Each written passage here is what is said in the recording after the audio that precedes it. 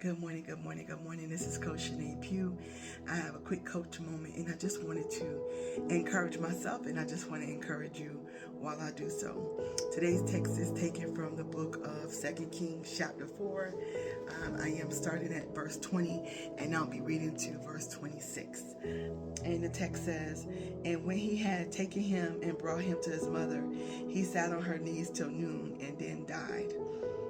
And she went up and laid him on the bed of the man of God, and shut the door upon him, and went out.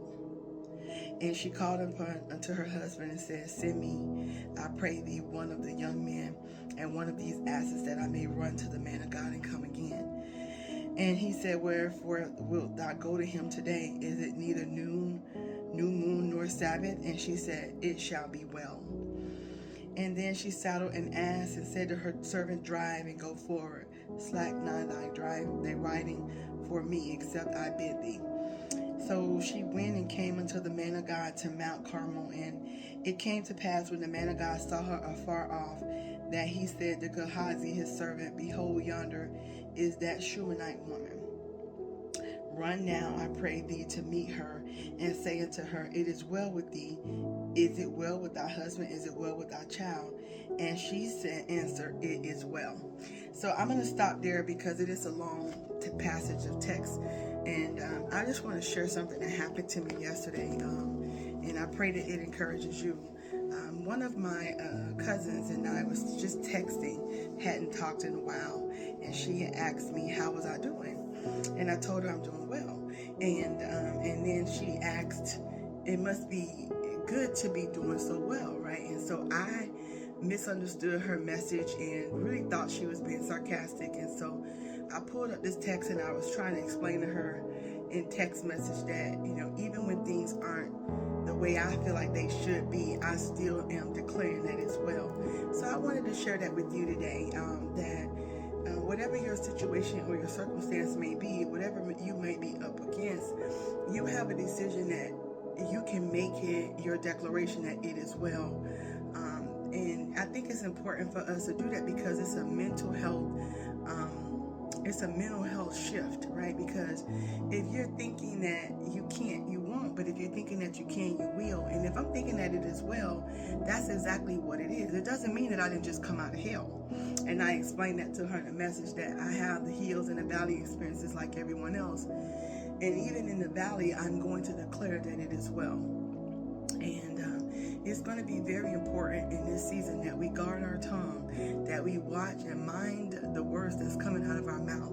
And that even though we may not like or love the circumstances that we're in, that we begin to speak life. Now, this Shunammite woman was a faithful woman who had taken care of the prophet Elijah and his servant Gehazi.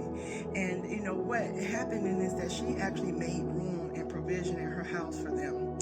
And because she had been so giving, they wanted to give back. They wanted the prophet said, what can I do for her?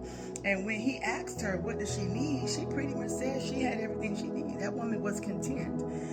But he began to prophesy to her that within 9 months, within a year from now, she would have a son.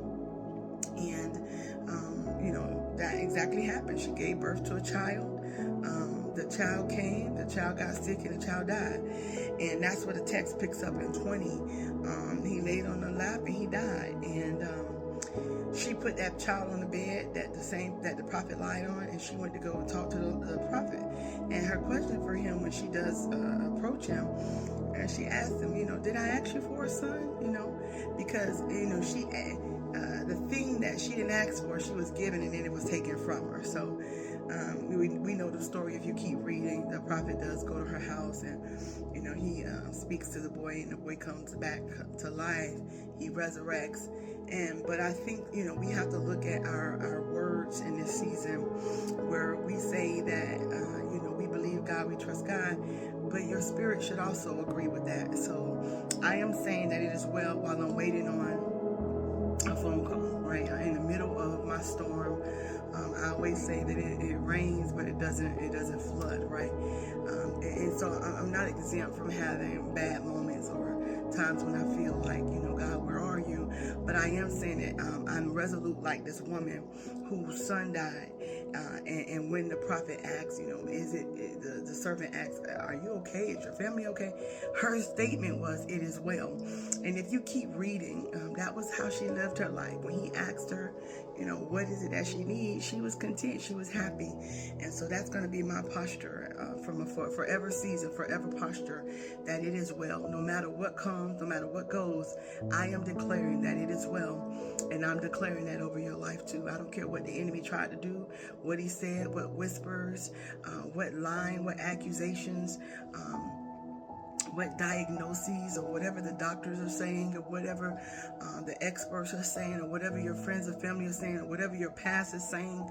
I am speaking over you and me that it is well, it is well, it is well. Be well, friends. Take care.